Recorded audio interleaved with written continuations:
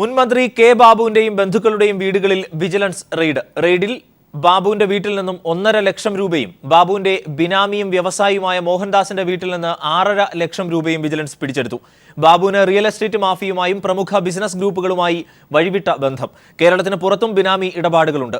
സംഭവത്തിൽ പ്രതികരിക്കാതെ ഉമ്മൻചാണ്ടിയും സുധീരനും. Bar licence പുതുക്കി നൽകുന്നതുമായി ബന്ധപ്പെട്ട ക്രമക്കേടുകൾ ഉൾപ്പെടെ കെ ബാബു 100 കോടി രൂപയുടെ അഴിമതി നടത്തിയിട്ടുണ്ട് എന്ന് വ്യക്തമാക്കിയാണ് വിജിലൻസ് മധ്യമേഖല SP നേരത്തെ അന്വേഷണ റിപ്പോർട്ട് സമർപ്പിച്ചിരുന്നത്. ബാബുവിന് റിയൽ എസ്റ്റേറ്റ് മാഫിയുമായും പ്രമുഖ വ്യവസായ ഗ്രൂപ്പുകളുമായും ബന്ധമുണ്ടെന്നും കേരളത്തിന് അകത്തും പുറത്തുമായി ബിനാമി സ്വത്തുക്കളുണ്ടെന്നും മൂവാറ്റുപുഴ കോടതിയിൽ സമർപ്പിച്ച FIRൽ വിജിലൻസ് ബോധിപ്പിച്ചിരുന്നു. തുടർന്ന് ബാബുവിനെതിരെ രജിസ്റ്റർ ചെയ്ത കേസിന്റെ അടിസ്ഥാനത്തിലാണ് റെയ്ഡ് നടന്നത്. ബാബുവിന്റെയും 2 പെൺമക്കളുടെയും വീടിന് പുറമെ ബിനാമികളായ മോഹൻദാസ്, ബാബുറാം എന്നിവരുടെ വീട്ടിലുമാണ് പരിശോധന നടന്നത്. എന്നാൽ തനിക്കെതിരായ നടപടികൾ പകപോക്കലാണെന്നും മോഹൻദാസുമായും ബാബുറാമുമായും ഇടപാടില്ലെന്നുമായിരുന്നു ബാബുവിന്റെ പ്രതികരണം. വിജിലൻസിന്റെ FIRൽ പറയുന്ന കാര്യങ്ങൾ തികച്ചും അടിസ്ഥാനരഹിതമായ കാര്യങ്ങളാണ്. ഇതൊരു പകപോക്കലായിട്ടാണ് എനിക്ക് തോന്നിയിട്ടുള്ളത്. തേനിയിൽ 120 ഏക്കർ സ്ഥലമുണ്ടെന്ന് പറഞ്ഞാൽ തെറ്റാണ്. അതല്ലാതെ എനിക്ക് ഒരു ബന്ധമില്ല, ഒരു സ്വത്തും എനിക്കില്ല. റെയ്ഡിൽ ബാബുവിന്റെയും മോഹൻദാസിന്റെയും വീട്ടിൽ നിന്ന് 8 ലക്ഷത്തോളം രൂപ വിജിലൻസ് കണ്ടെടുത്തു. നിർണായകമായ നിരവധി രേഖകളും അന്വേഷണ സംഘം പിടിച്ചെടുത്തിട്ടുണ്ട്. News bureau, Kochi.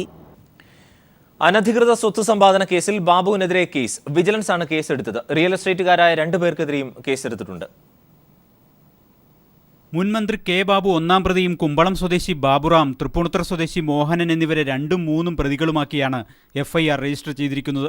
പ്രാഥമിക പരിശോധനയിൽ കെ ബാബുവിന്റെ അനധികൃത സ്വത്ത് സമ്പാദനം സംബന്ധിച്ച് നിരവധി വിവരങ്ങൾ ലഭിച്ചതായി FIRൽ പറയുന്നു. ദരിദ്രമായ കുടുംബ പശ്ചാത്തലത്തിൽ നിന്നും പൊതുരംഗത്തെത്തിയ ബാബുവിന് ഇന്ന് കോടികളുടെ ആസ്തിയുണ്ട്. മന്ത്രി എന്ന നിലയ്ക്കുള്ള അധികാരം ഉപയോഗപ്പെടുത്തിയാണ് ഇവയൊക്കെ ആർജിച്ചത്. റിയൽ എസ്റ്റേറ്റ് മാഫിയയുമായും ബിസിനസ് ഗ്രൂപ്പുകളുമായും ബാബുവിന് വഴിവിട്ട ബന്ധങ്ങളുണ്ട്. കേരളത്തിനകത്തും പുറത്തും ബിനാമി സ്വത്തുക്കളുമുണ്ട്. തേനിയിലെ 120 ഏക്കർ തോട്ടം ഇതിന് തെളിവായി FIR ചൂണ്ടിക്കാട്ടുന്നു. കേസിൽ 2ഉം 3ഉം പ്രതികളാക്കി ചേർത്തവർ ബാബുവിൻ്റെ ബിനാമികളാണ്. പറയത്തക്ക വരുമാനമൊന്നുമില്ലാതിരുന്ന ഇവർ ഇന്ന് ആർഭാട ജീവിതം നയിക്കുന്നു. ആഡംബര വാഹനങ്ങൾ ഉൾപ്പെടെ കോടികളുടെ സ്വത്ത് ഇവർക്കുമുണ്ട്. ഇവർ ഇപ്പോൾ നടത്തുന്ന വൻകിട ബിസിനസ് സംരംഭങ്ങളിൽ ബാബുവിനും പങ്കാളിത്തമുണ്ടെന്ന് FIR പറയുന്നു. മകൾ ആതിരയുടെ ഭർത്തൃപിതാവ് രവീന്ദ്രൻ്റെ പേരിൽ 45 ലക്ഷത്തിൻ്റെ ആഡംബര കാർ വാങ്ങി. എന്നാൽ ബാർക്കോഴ ആരോപണം ഉയർന്നപ്പോൾ അത് ജാസ്മിൻ എന്നയാളുടെ പേരിലേക്ക് രജിസ്ട്രേഷൻ മാറ്റി. മന്ത്രി എന്ന നിലയിൽ ലഭിച്ച ശമ്പളം മാത്രമായിരുന്നു ബാബുവിൻ്റെ വരുമാനം. മാത്രമല്ല, ബാബുവിൻ്റെ പേരിൽ ബാങ്ക് വായ്പകളൊന്നുമില്ല. എറണാകുളത്ത് മൾട്ടി സ്പെഷ്യാലിറ്റി ആശുപത്രിയിൽ പങ്കാളിത്തം, തൊടുപുഴയിൽ lock brick business, royal bakery ഗ്രൂപ്പിൽ ബിസിനസ് പങ്കാളിത്തം തുടങ്ങി മുൻമന്ത്രിയുടെ അനധികൃത സ്വത്ത് സംബന്ധിച്ച പട്ടിക തന്നെ FIRനൊപ്പം ചേർത്തിട്ടുണ്ട്. FIR കഴിഞ്ഞ ദിവസം മൂവാറ്റുപുഴ വിജിലൻസ് കോടതിയിൽ സമർപ്പിച്ചു. സാലി മുഹമ്മദ്, കൊച്ചി. റെയ്ഡും കേസും പകപോക്കലാണെന്ന് കെ ബാബു. എറണാകുളത്തെ വ്യവസായികളുമായി ബന്ധമുണ്ട്, എന്നാൽ അത് ബിസിനസ് ബന്ധമല്ലെന്നും തേനിയിലെ ഭൂമി 2012 മുൻപാണ് മകളുടെ ഭർത്തൃപിതാവ് കൈമാറ്റം ചെയ്തത് എന്നും ബാബു മാധ്യമങ്ങളോട് പറഞ്ഞു. വീട്ടിൽ നിന്ന് കണ്ടെത്തിയ പണം ദൈനംദിന കാര്യങ്ങൾക്കായി സൂക്ഷിച്ചതായിരുന്നുവെന്നും കേസിനെ നിയമപരമായി നേരിടുമെന്നും കെ ബാബു പ്രതികരിച്ചു. വിജിലൻസിന്റെ FIRൽ പറയുന്ന കാര്യങ്ങൾ തികച്ചും അടിസ്ഥാനരഹിതമായ കാര്യങ്ങളാണ്. ഇതൊരു പകപോക്കലായിട്ടാണ് എനിക്ക് തോന്നിയിട്ടുള്ളത്. തേനിയിൽ 120 ഏക്കർ സ്ഥലമുണ്ടെന്ന് പറഞ്ഞാൽ തെറ്റാണ്. എനിക്ക് അനധികൃതമായി ഒരുപാട് സ്വത്തുണ്ടെന്നാണ്. യഥാർത്ഥം പറഞ്ഞാൽ എൻ്റെ ബിനാമിയായിട്ട് പറഞ്ഞപ്പോൾ ഒരു റോയൽ ബേക്കറി മോഹൻ, സത്യത്തിൽ എനിക്ക് ആ പുള്ളിനെ അറിയ പോലും ചെയ്യില്ല. അറിയെന്ന് പറഞ്ഞാൽ ഞാൻ ഒരിക്കൽ അദ്ദേഹത്തിൻ്റെ ഒരു ബേക്കറി ഉദ്ഘാടനം ചെയ്തിട്ടുണ്ട്. അതല്ലാതെ എനിക്ക് ഒരു ബന്ധമില്ല. അതുപോലെ തന്നെ ബാബുറാം, എനിക്കെന്താ ബന്ധം? അയാൾ ആലപ്പുഴയിൽ നിന്ന് കായംകുളത്തു നിന്ന് കുമ്പളത്ത് താമസിക്കുന്ന ഒരാളാണ്. നേരത്തെ യൂത്ത് കോൺഗ്രസിൻ്റെ ജില്ലാ സെക്രട്ടറിയാണ്. എനിക്ക് യാതൊരു ബന്ധമുള്ള ആളല്ല. പക്ഷെ അയാളും എൻ്റെ ബിനാമിയായിട്ടാണ് FIRൽ പറഞ്ഞിട്ടുള്ളത്. ഞാൻ ഇൻകം ടാക്സ് റിട്ടേൺ ഫയൽ ചെയ്തിട്ടുണ്ട്. അതിൽ നോമിനേഷൻ കൊടുത്ത പേപ്പറുണ്ട്. ഇതിനകത്ത് പറഞ്ഞത് വിട്ടിട്ട് ഒരു സ്വത്തും എനിക്കില്ല. ബാബുവിന്റെ വീട്ടിൽ വിജിലൻസ് റെയ്ഡ് നടത്തിയത് നിയമപരമായ നടപടിയാണെന്ന് മുഖ്യമന്ത്രി പിണറായി വിജയൻ പറഞ്ഞു. കാര്യങ്ങൾ അന്വേഷിക്കുന്നത് അത് നിയമപ്രകാരമുള്ള അന്വേഷണം നടക്കുക എന്നുള്ളത് മാത്രമേ ഉള്ളൂ. ഏതെങ്കിലും തരത്തിൽ വ്യക്തിപരമായി ആളുകളെ കൈകാര്യം ചെയ്യുക എന്നത് ഈ ഗവൺമെൻറ് ഉദ്ദേശമല്ല. ബാബുവിൻ്റെ വീട്ടിൽ റെയ്ഡ് നടത്തുന്നതിന് മുഖ്യമന്ത്രിയുടെ അംഗീകാരം വേണ്ടതില്ല അവർക്ക്. അപ്പോൾ എനിക്കത് അറിയുന്ന കാര്യമല്ല. സാധാരണ നിയമത്തിൻ്റെ നടപടിക്രമം അനുസരിച്ച് റെയ്ഡിൻ്റെ ഘട്ടം എത്തിയിട്ടുണ്ടാകാം, അതുകൊണ്ട് റെയ്ഡ് നടത്തിയിട്ടുണ്ടാകാം. അത്രയും എനിക്കതിനെപ്പറ്റി പറയാൻ പറ്റും. അഴിമതി അവസാനിപ്പിക്കാനുള്ള സർക്കാർ നയത്തിന്റെ ഭാഗമാണ് റെയ്ഡെന്ന് ജേക്കബ് തോമസ്. വിജിലൻസ് ചെയ്യുന്നത് വിജിലൻസിന്റെ പണിയാണെന്നും ജേക്കബ് തോമസ് മാധ്യമങ്ങളോട് പ്രതികരിച്ചു. അന്വേഷണം തെളിവ് നേടിയുള്ള ഒരു യാത്രയല്ലേ അന്വേഷണം എന്ന് പറയുന്നത്. അഴിമതി അവസാനിപ്പിക്കുക എന്നുള്ളത് ഗവൺമെൻറ്റിൻ്റെ ഒരു നയമാണല്ലോ. ആ നയം നടപ്പാക്കുകയാണ് ചെയ്യുന്നത്. വിജിലൻസ് പല കേസുകൾ അന്വേഷിക്കുന്നുണ്ട്. അപ്പോൾ അത് നടന്നുകൊണ്ടിരിക്കുന്ന ഒരു പ്രക്രിയയാണ്. വിജിലൻസിൻ്റെ പണി ചെയ്തുകൊണ്ടിരിക്കുകയാണ്. കോൺഗ്രസിൽ ഇപ്പോൾ നടക്കുന്നത് ഏകാധിപത്യ ഭരണമാണെന്ന് KPCC vice president MM Hassan. 25 വർഷമായി സംഘടനാ തെരഞ്ഞെടുപ്പ് നടക്കുന്നില്ല. ഇങ്ങനെ പോയാൽ കോൺഗ്രസ് ചരിത്ര വസ്തുവായി മാറുമെന്നും ഹസൻ പത്തനംതിട്ടയിൽ പറഞ്ഞു. കോൺഗ്രസ് പ്രവർത്തനം ഒരു ഏകാധിപത്യ ശൈലിയിലുള്ള പ്രവർത്തനമായി മാറിയിരിക്കും. അതിന്റെ കാരണം എന്താ? തെരഞ്ഞെടുപ്പില്ലാത്തതാണ്, നോമിനേറ്റഡ് കമ്മിറ്റികളാണ് എല്ലായിടത്തും.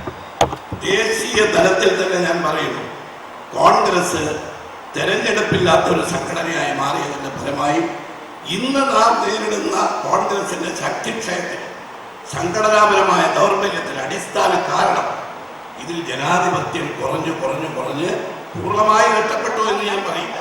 കുറഞ്ഞ് ഏകാധിപത്യ പ്രവർത്തനം.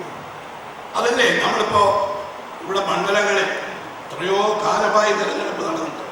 തിരുവനന്തപുരത്തിരുന്ന് ഞങ്ങൾ തന്നെ കെട്ടിയിറക്കുക മണ്ഡലം പ്രസിഡന്റ്, ഡൽഹിയിൽ നിന്ന് ഇങ്ങോട്ട് കെട്ടിയിറക്കുകയാണ് ഞങ്ങളെല്ലാം. അടുത്ത 5 വർഷത്തിനുള്ളിൽ കേരളത്തിലെ വീടില്ലാത്ത എല്ലാവർക്കും വീട് നൽകുമെന്ന് മുഖ്യമന്ത്രി പിണറായി വിജയൻ. ഹരിത കേരളം പദ്ധതി വഴി മാലിന്യമുക്തവും കാർഷിക സമ്പന്നവുമായ കേരളം സൃഷ്ടിക്കുമെന്നും മുഖ്യമന്ത്രി പറഞ്ഞു. 100 ദിവസം കൊണ്ട് ഒരു സർക്കാരിനെ വിലയിരുത്താനുള്ള കാലയളവല്ല എങ്കിലും ദിശ തിരിച്ചറിയാൻ പര്യാപ്തമാണെന്നും മുഖ്യമന്ത്രി പറഞ്ഞു. നാടിന്റെ വികസനത്തിനായുള്ള ദീർഘകാല പദ്ധതികൾ, ജനങ്ങൾക്ക് ആശ്വാസം പകരുന്ന അടിയന്തര നടപടികൾ, ഇതാണ് സർക്കാരിന്റെ പ്രവർത്തന രീതി. ചുരുങ്ങിയ ദിവസങ്ങൾക്കുള്ളിൽ ക്ഷേമ പെൻഷൻ വിതരണം, കടാശ്വാസ പദ്ധതി, വിലക്കയറ്റം പിടിച്ചു നിർത്താനുള്ള നടപടികൾ തുടങ്ങിയ ജനങ്ങൾക്ക് ആശ്വാസമാകുന്ന കാര്യങ്ങൾ ചെയ്യാനായി. ഇനി കേരളത്തിന്റെ മുഖച്ഛായ മാറ്റാൻ ഒതുങ്ങുന്ന പദ്ധതികൾ ആവിഷ്കരിച്ച് നടപ്പാക്കും. മാലിന്യ നിർമ്മാർജ്ജനം, കാർഷിക രംഗത്തെ ഉന്നമനം എന്നിവ ലക്ഷ്യം വയ്ക്കുന്ന ഹരിത കേരളം പദ്ധതി ഉടൻ നടപ്പാക്കുമെന്നും മുഖ്യമന്ത്രി പറഞ്ഞു. ഏറ്റവും പ്രധാനപ്പെട്ട ഒന്നാണ് മാലിന്യ നിർമ്മാർജ്ജനവുമായി ബന്ധപ്പെട്ട നടപടികൾ.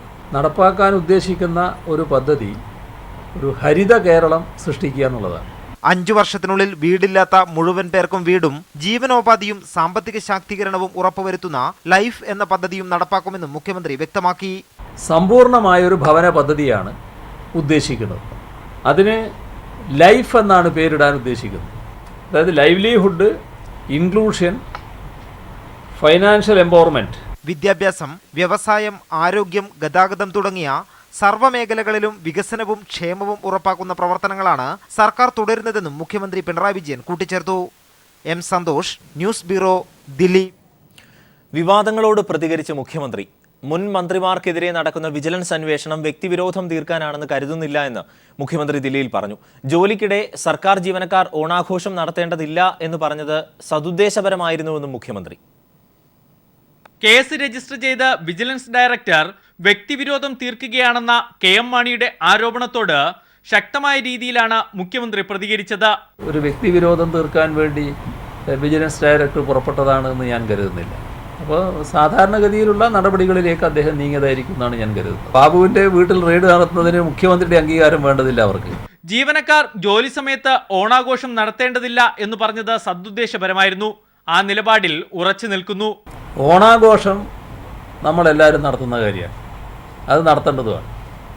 ഓണത്തിന് പൂവിടൽ എല്ലാവരും നടത്താറുണ്ട്, അതും നല്ലതാണ്. ഇതിനൊന്നും എനിക്ക് തർക്കമില്ല. അത് അക്കാര്യത്തെയൊന്നും ഞാൻ എതിർത്തിട്ടില്ല.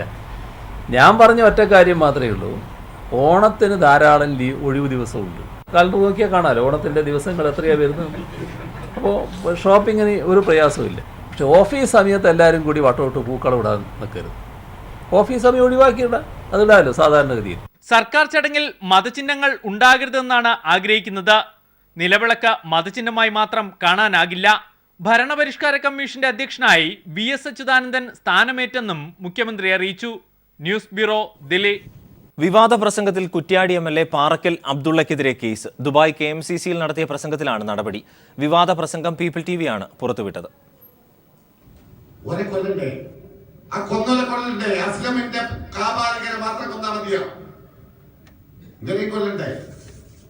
ദുബായ് KMCCയുടെ പരിപാടിയിലാണ് നാദാപുരത്തെ അസ്ലമിന്റെ ഘാതകരെയും കുറ്റ്യാടി വേളത്തെ യൂത്ത് ലീഗ് പ്രവർത്തകൻ നസീറുദ്ദീനെ കൊലപ്പെടുത്തിയ SDPI പ്രവർത്തകരെയും കൊല്ലണമെന്ന് ആക്രോശിച്ചുകൊണ്ട് പാറക്കൽ അബ്ദുള്ള MLA വിവാദ പ്രസംഗം നടത്തിയത്. പ്രസംഗം സമൂഹ മാധ്യമങ്ങളിൽ ഉൾപ്പെടെ വലിയ ചർച്ചകൾക്ക് വഴിവെച്ചിരുന്നു.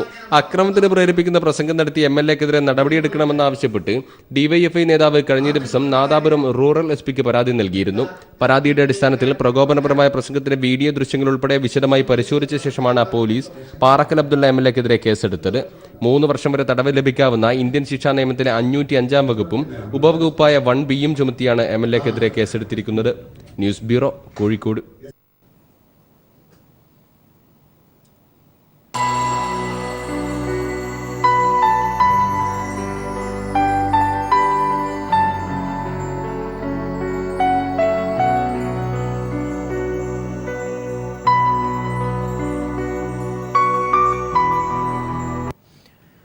അഗതികളുടെ അമ്മ മദർ തെരേസയെ നാളെ വിശുദ്ധയായി പ്രഖ്യാപിക്കും. റോമിൽ നടക്കുന്ന പ്രത്യേക ദിവ്യബലിയിൽ ഫ്രാൻസിസ് മാർപ്പാപ്പയാണ് മദർ തെരേസയെ വിശുദ്ധയായി പ്രഖ്യാപിക്കുക.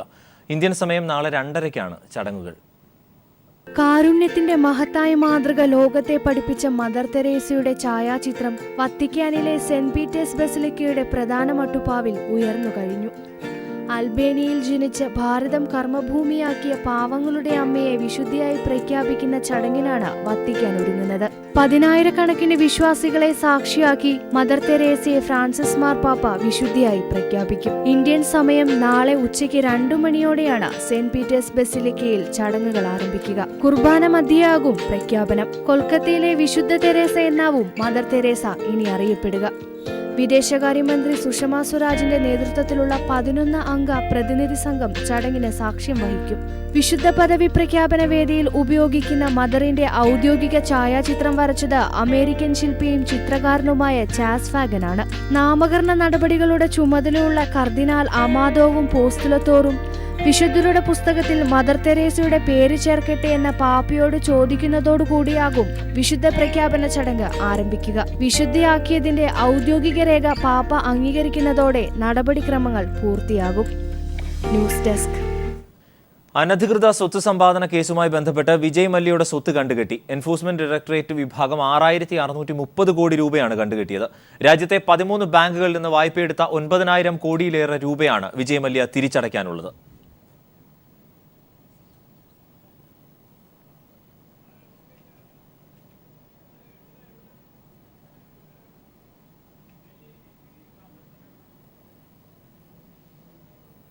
ഇപ്പോൾ സീതാറാം യെച്ചൂരി മാധ്യമങ്ങളെ കാണുന്നു തത്സമയം. Assured us that tomorrow a contingent of what are called the pepper chili guns will be, those cartridges will be sent instead of pellets.